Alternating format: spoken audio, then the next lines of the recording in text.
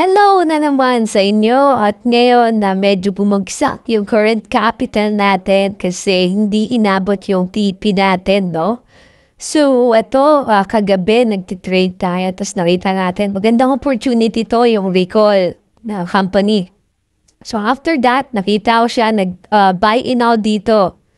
Buy price niyan 3693, no?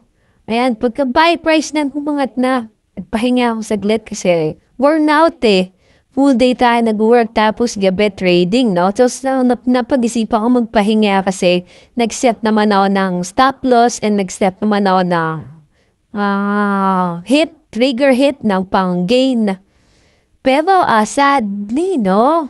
Accept tayo ng buy dito. Tapos nakita ko yung momentum ng Ethereum and Bitcoin. Sabi ko, okay, possible siyang mabot dito sa tuktok natin.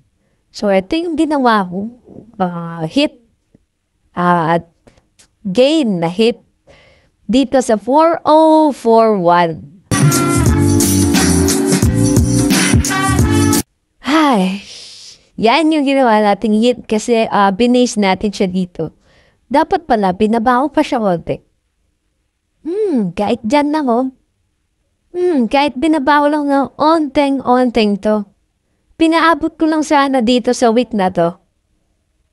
4023 sana, nag-out na tayo, naka-trigger sana tayo, limit ng out sa 403. Kaso hindi, sinobra ako ng onte kasi nakita ko ang potential dito. Yung sagat niyan, dito ko siya pinaabot talaga.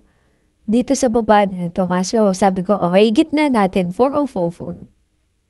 404, yan yung sit natin. Tapos sadly, ng buhay natin na to, no? Hindi siya na-hit. Nakakadupot na nag-break out, nagkaroon ng momentum, Bitcoin and Ethereum, tapos hindi na-hit yung ating gain. So, dapat gain tayo dun ng around $25 to $30 ata.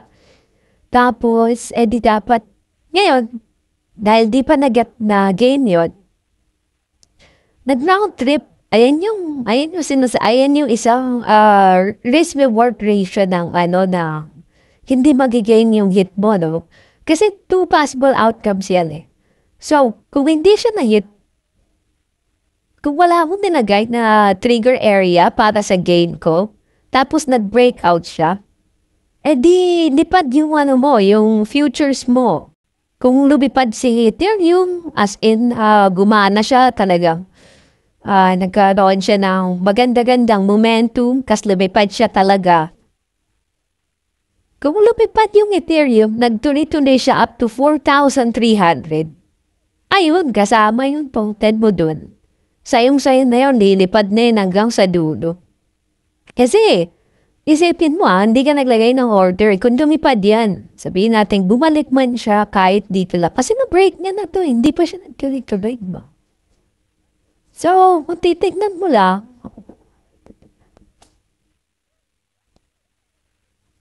so kung bumalik man siya dito, kahit dito lang, sa 4-3, tapos, ang mangyayari niyan kasi, pag na-break niya yan, tapos, dito kasi siya, nauntog na naman siya dito. So, pero kung na-break niya yan, binalik niya yan, no? So, binalik niya yan, kaso nauntog siya, dapat pala talaga, nagano ko na mga 11:30 at 11. Nakita ko na may gain na ako, ganda na, trade natin, may gain na ako ng $20 on both futures. Sige, tingnan natin, nantayin natin mahit. Tapos, iniwan ko na naman. Tapos, yung napala yung tug niya. Natulog na ako. Ngayon, pag-gising ko, bumagsak na ulit yung value natin. Pag makikita niyo sa screen, $31 na lang, diba 45 na tayo. So, natalo tayo doon ng around. Yun, steady. So, ito, ayan, dyan siya naugtog.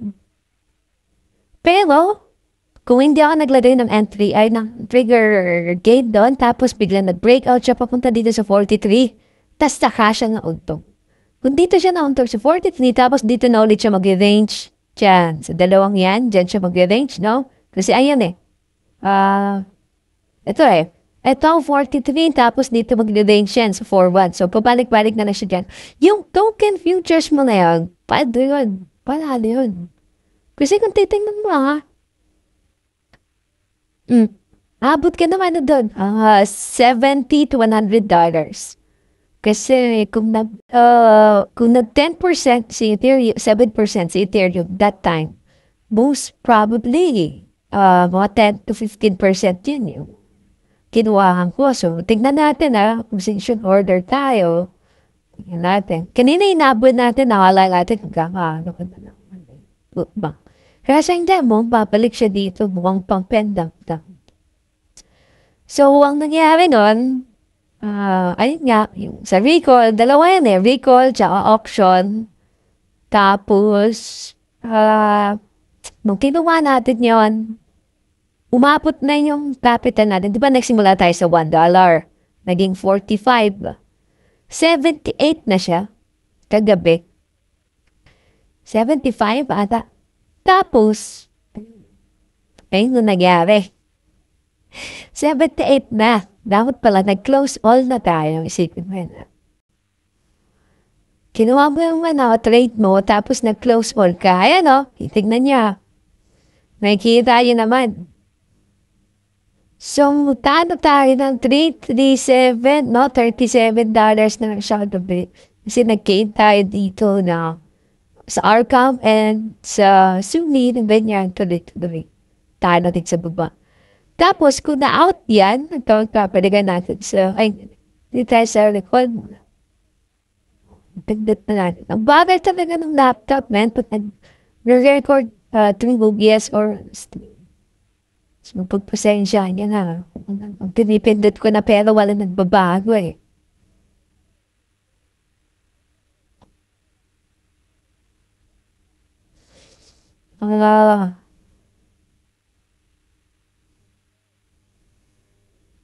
Pero nakita niyo naman kanina, di ba? Ayaw gumalaw Yan. Nakita niyo kanina, di ba? Nagkaroon tayo ng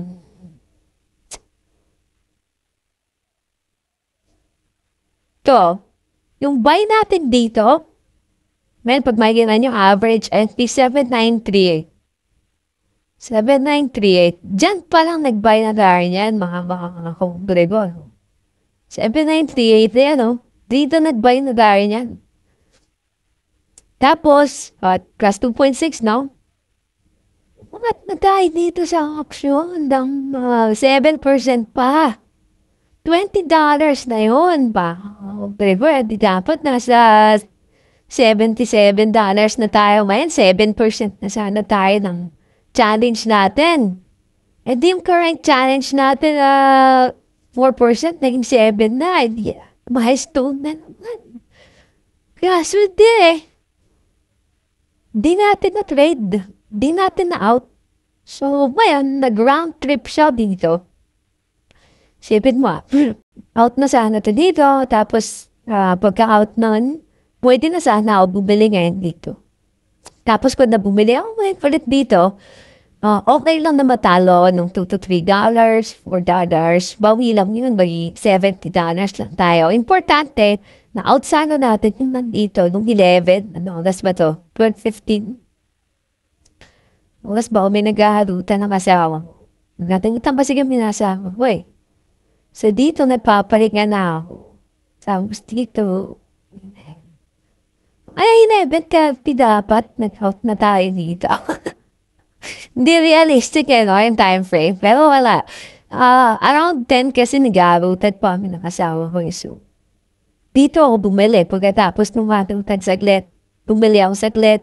Kasi nakita ko yung market. Tapos, dapat tinignan ko pa ako.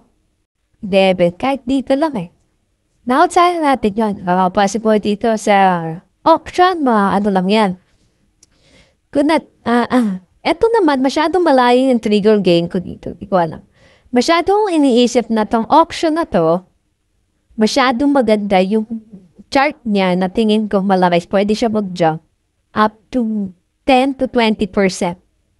Ganun ka nakikita yung auction trade na yun. So, para sa akin, sabi ko, bakit ganun? Tingin ko, okay na rin to Kasi maganda yung option trade. Pag itong mga ito, solid to. So, ganun yung nagiging thinking ko nag-depend sa option. Kaya, yung gain ko talaga malayo. Pero kung nag-stick tayo sa routine natin, 5 to 6, 7% lang. Nag-gain tayo doon ng around $10 siguro. Mga siguro $12. So, kung di tayo natalo doon, sabihin natin, talo tayo $7 dito, no? So, nasa dapat $38 na to. So, kung $38 yan plus $12, nasa $50, tapos $20 dito sa recall, ayun, $70. Solid. Pero nangyari, nag-buy tayo dito, anong pa-buy area natin dito? 369. Tapos sumungat na siya dito. Dito lang, ayan lang, highlight trigger price, 40446. Kung binaba ko lang, sinundan ko lang sana ito, week na to. O kaya, nag-play safe tayo masyado. Sinundan natin itong pangalawang week na to. Ito. Yan. Sinundan natin itong week na to. Yan lang, 3983, 3988, 3977. Yun yung mga sinundan natin, naka-outside na tayo dito. Kasi kung titignan mo nga naman, sa 4-0 pa po, dito kakabutin yan. Pero yung tinitignan po. Dapat pala, dito nga lang. Balik ko, pinote ko na to, 3988, parang 3977. Diba? At nasano tayo, 10%. $25 sana. Kumita tayo 2,000 kahapon dito sa account na to. Kaya wala, okay lang. Marami tayong dun sa ibang alam mo yun, yung challenge kasi naaagigil Gusto ko siya mangyari talaga. Naniniwala ko it can happen. Kasi nangyari nga siya sa ibang tao before. Ito yung mga challenge na kaya natin gawin. Pero naniniwala siya, pag siyempre, mas malayong capital, mas malaki mapupuntahan kung lalo lang biyasa ka sa trading. Pero kung di ka biyasa, gusto mo lang mag-try for fun, and then gusto mo maging habit to, gusto mo magkaroon ng knowledge, ito, sabay ka lang dito sa akin. Yung trading signals ko nga pala, yung mismong nangyayaring trade. Nandiyan sa, sign up lang kayo, tapos, pag nakapasok na kayo dyan sa sign up, comment nyo dyan, lagay yung UUID nyo, tapos saligay sa Discord namin. Kasi doon kami naglalapag ng trades. Siyempre, yung mga kahongkle ko na play safe, wala nakapag-out yun lahat. Ako lang, kasi nga, nakastick ako dito sa $1 account. Pero yung account ko, na solo account, kumita yun. 10% na. Tapos, sa account ko kasi na normal, meron na akong spot, meron na akong futures. So, kunyari, ito, nag-spot ako kahapon dito. Tapos, mga siya dyan, hindi talaga ako nagsisell. Yung spot ko talaga is mostly for long-term talaga siya. Na, possible siya kumabot ng bumalik dito sa pinaka-top-top. Ngayon, bumibili ako dyan, diba? So, mag-out lang ako pag naabot niya itong mga top-top na to, umangat pa siya dyan kasi malayo pa pupunta na itong recall So, pag nag $1 pa siya, kaya $2, saka ako mag-out via swing spot. Pero sa futures, ayun, nag-trade lang tayo dito. Kaya yung account natin, paldo, account ng mga kasama sa Discord, paldo, yung one dollar account natin, nagkaroon siya ng hiccup, obstacle, okay lang. Mali tayong trades, ngayon makikita natin na bubagsak at yung isang possible trade kasi doon na trade mo. May dulo unless babagsak pa si Ethereum and Bitcoin. Pero, pag bumagsak siya doon, ayun na yung risk reward mo. Pero pag umangat na siya at balik mo siya dito, 10% gain, depende na gano'n kalaki ko okay? So, para sa akin, ayun, isang magandang lesson yan. Na dapat, alam ko na yun pero alam mo. Pero dapat hindi na nangyari, tapos naging 7% na lang, tapos gumana na yung plano natin. Pag ito kasi, umabot na siya sa $100 na account. Ito, pwede mo na i-up yung margin niya. Kasi ngayon yung margin natin, maliit-liit pa naman. Titingnan mo up. Yung mga margin ko nasa $300, 300 to 175. Pero, pag ito, napunta na tayo sa $100 account na to. Pag-up na itong margin na to, magsisimula na siya mag-start ng quantity natin sa $400 or $500. So, syempre, pag mas malalaki yung capital mo dito, nagkakaroon siya ng quantity niya. Yung 10% ng $330 yun. Yung 10% ng $500 mo, $50. So, mas malaki yung possible na kitain natin through bet and margin. So, ayun lang. Sana nag-gate kayo doon sa break na sa pump kagabi. Hindi kayo nadara dito sa ginawa mo. Maganda-ganda sana. So, okay. See you.